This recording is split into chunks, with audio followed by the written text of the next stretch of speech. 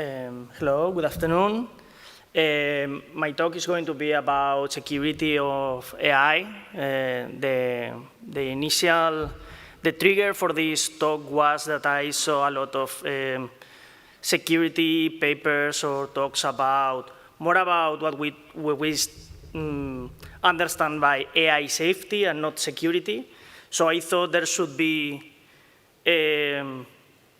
more about AI security, specifically about the models. We will see. And this is because at the beginning we saw issues related with models associated with the pickle format. If you have been on top of this, of the problems related to models themselves, pickle was the main format, but there were more.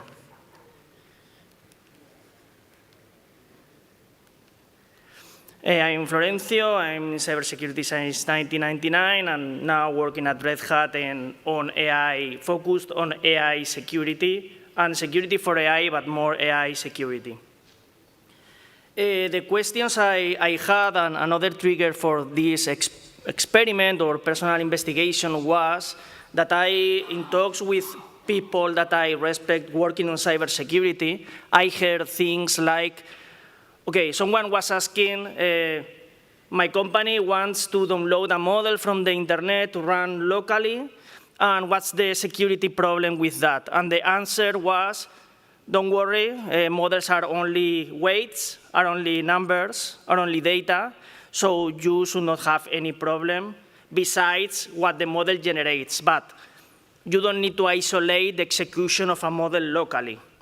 And hearing that, it was weird to me because if there is something being executed, I thought there should be code somewhere, not only data. And if you don't download code when you download a local model, a model from the different repositories, if you don't download code, where does that code come from, right? Because only numbers, only tensors, only matrix of numbers cannot be executed. Maybe all the models, all the local models have the same code, and that's why we don't need to download code when we download a model from the internet. Those were the questions I had. If you have worked a bit with models, you probably know the answers, but it was a bit of a mystery for me when I was starting with this. Also, the questions related to that is, okay, if models have a code, can I download malware when I download a model? And also, if they are code, can models have vulnerability issues? I'm talking more about this, about the models themselves. Probably you know this. This is Transformers architecture that is now, let's say, or what started the current hype with AI. And this is an AI system or an AI application, right? This is more traditional IT, let's say there could be many more vulnerabilities here at the AI system level. And the AI model, I had more doubts when I started with this. So I'm talking more about vulnerabilities here, malware here. That's the question I had. And this happens at inference time, not at training time, not when we create the model, but at inference time. Okay, so how I did this investigation? I thought about, okay, what are the engines that run the models? And I thought about some. And in these slides, I include Ollama and Hugging Face API. With Ollama, okay, I start with this, right? My hypothesis was there should be code somewhere. Let's find it. So I've browsed the Ollama repository, found some models, started with Llama 3.2. In the registry, I saw some information, an architecture Llama. So this is a first hint that different models are different, right? They may have different architectures, and if they have different architectures, they may have different code. So there is code, right? Okay, this was the first hint. Downloaded it, ran it locally. So when I ran it locally, is because I have downloaded something, right? So I found in my system what I had downloaded. And I saw it was something very similar to when we download a container image. So a kind of manifest, not with the standard media types of containers, something different, but very, very similar, right? I downloaded blobs and a kind of manifest to connect them all. And one of them had a lot of, so if this model had like 2 gigabytes, so this is the biggest blob of the model. So OK, what I have downloaded, I'm looking for the code. So in this blob, what I saw is that it has a format that is GUGUF. Right? GUGUF is a common format, as the previous speaker mentioned. There are many formats, right? So this is one GUGUF file. And I investigated about, I read about the GUGUF format. And in Hugging Face, there is really good documentation about this. They are really saying, OK, unlike tensor-only file formats, so there are formats that are only tensor-only, not GUGUF. GUGUF has metadata. OK, metadata is not code yet, but metadata has to be parsed. If it has to be parsed, we know in security that parsers tend to have vulnerabilities. So there is a first place when we can think a model can be malicious, and that metadata can try to trigger an issue on an inference engine. I started to investigate the GUGUF file to look for the code. And I found a lot of metadata, but there was some code, in fact, inside the model that I downloaded. It wasn't the code that I was looking for. This is a kind of Jinja template code. In the case of Olama, it uses Go templating format. But we already have code. This is the template for the chat. When you use a model for a chatbot, it has a format, and it is included within the GUGUF format, not externally, not something else. And the code has loops. And loops in security are relevant. Interesting comments. I have not investigated if it is possible to create malware with this code. I don't think so, because if it is a templating format, it is probably limited to create templates, right? But we already have some code, not the code I was looking for, but some code. And what for sure can be done with this format is trigger, let's say, the interpreter of this code to have vulnerabilities when reading this code. So one first thing I think is pretty clear is there are places, models are not only data, and there is place to have malicious models that try to exploit vulnerabilities in parsers, interpreters, and other tools. So more important, the previous talk about having more control about the models.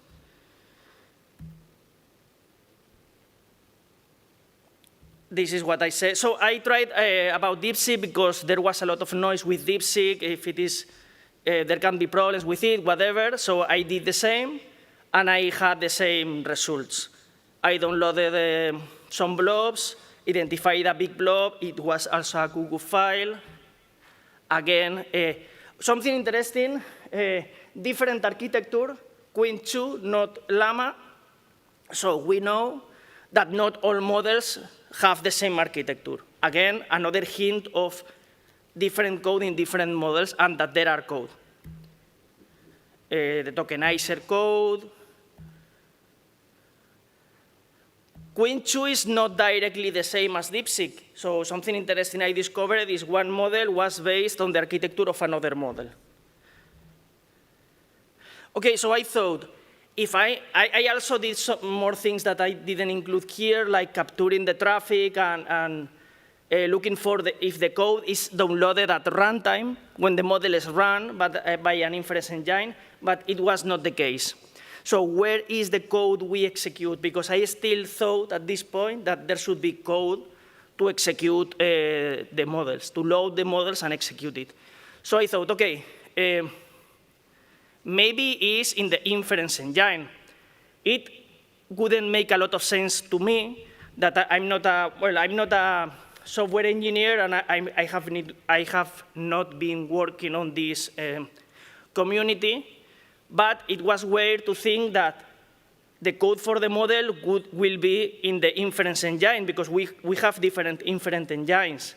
Do we duplicate the code of each model in each inference engine? Sounded weird to me, but let's see. Looked for Queen 2 references in Ollama source code. Thanks to having open source here, I was able to do this.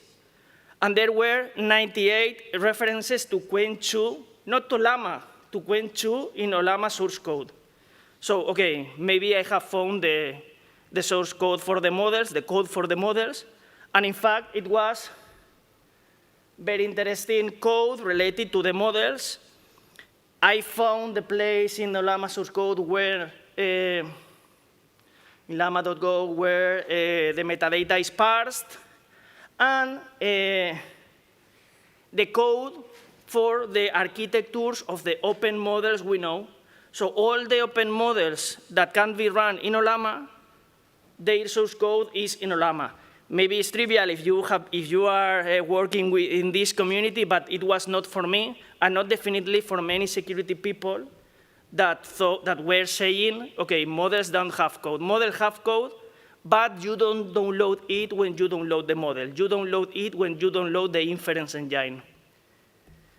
But then models may have vulnerabilities. Maybe the vulnerability will be assigned to Ollama and not to the model, because the code is in Ollama, but will be vulnerabilities in the specific code for the specific model. So models can have vulnerabilities. And knowing this, another question I had is, OK, a malformed Google file can exploit a vulnerability in Ollama. Yes, this has happened. Already it's not new, so there is a risk when you download a model and you load it with an inference engine. In Hugging Face, did something very similar just to see if it was something only related to Ollama or also to other inference engines. In Hugging Face, well, this is the code recommended to run, for example, Granite. It's another model. Did the same thing. It downloaded, in this case, not only the blobs, but with names, a different way of doing it. As also the previous speaker said, models are not only the safe tensors, there are more files.